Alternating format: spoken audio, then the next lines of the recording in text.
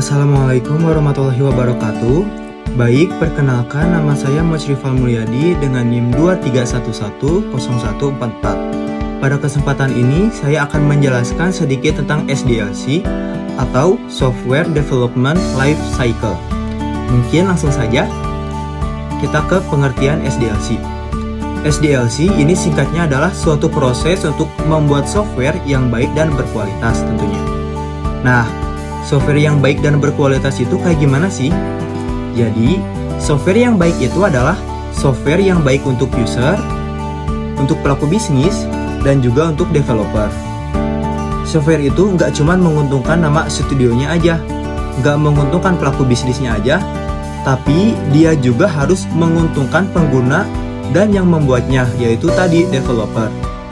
Nah, kalau software yang berkualitas itu adalah software yang bagus cara desain UI UX-nya, nggak berantakan gitu layoutnya, bisa dirawat dan juga bisa diimprove atau diupdate. Nah, di sini ada banyak jenis dari SDLC ini. Di sini saya akan mencantumkan 3 saja jenis SDLC. Nah, yang pertama yaitu waterfall. Waterfall adalah SDLC yang paling lama digunakan dan yang paling awal. Yang kedua ada agile.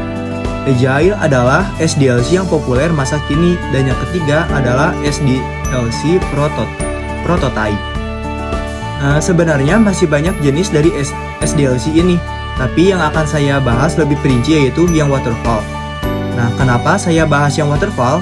Karena SDLC waterfall ini yang paling mudah dipahami, paling simple, dan sudah yang paling lama munculnya. Jadi waterfall ini adalah SDLC tertua di antara yang lainnya. Baik, kita lanjut ke waterfall model. Waterfall model ini seperti namanya yaitu air terjun. Jadi tahap di waterfall model itu harus dilakukan step by step atau tahap per tahap. Nah, di sini ada 5 tahapan.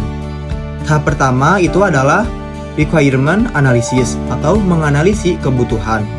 Jadi si software ini mau ada fitur apa aja, mau menyelesaikan masalah kayak gimana aja, apa ekspektasi user terhadap software ini. Nah, ini dianalisis di tahap pertama biasanya dilakukan oleh sistem analisis itu. Nah, biasanya satu tahap itu membutuhkan waktu 1 hingga 2 minggu untuk requirement analysis. Lalu masuk ke tahap kedua yaitu tahap desain. Nah, di tahap ini tuh didesain dari segi UI UX-nya, didesain teknikalnya, arsitekturnya mau kayak gimana, database-nya, dan biasanya outputnya adalah mockup atau prototype dari UI UX, UML atau ERD atau Entity Relational Database. Pokoknya di tahap ini tuh didesain segalanya. Nah, setelah beres di tahap ini atau beres di tahap desain dan udah ada blueprintnya, masuklah ke tahap selanjutnya yaitu tahap pengembangan atau development. Nah, di tahap ini si programmer bekerja. Dia mengimplementasi atau mengkonversi dari si desain ke kode. Nah, di tahap ketiga ini si developer bekerja membuat codingan softwarenya. Lalu setelah itu dipublish atau dipasang di App Store atau Play Store. Biasanya dicantumkan yang namanya beta version karena si aplikasinya masih dalam tahap testing. Nah, setelah dipublish, masuk ke tahap keempat yaitu testing. Nah, di tahap ini dicek apakah si software masih ada bug dan apakah udah bekerja selayaknya. Biasanya juga di tahap ini diterima reviewan dari user.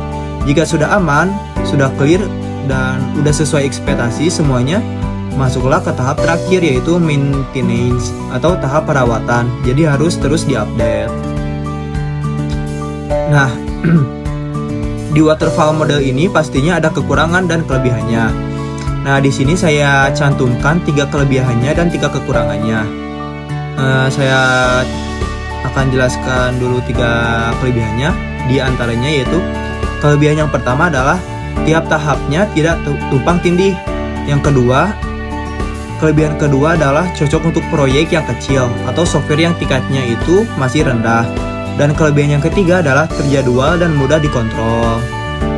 Di sini juga saya cantumkan 3 kekurangannya yaitu dari waterfall. Di antaranya yang pertama, waktu pengembangannya yang lama, yang kedua, biayanya yang mahal, dan kekurangan yang ketiga adalah tidak cocok untuk proyek yang besar.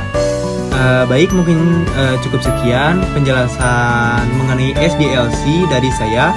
Apabila ada kurang-kurangnya atau apabila ada kesalahan dalam penjelasan yang saya jelaskan, saya mohon maaf yang sebesar-besarnya.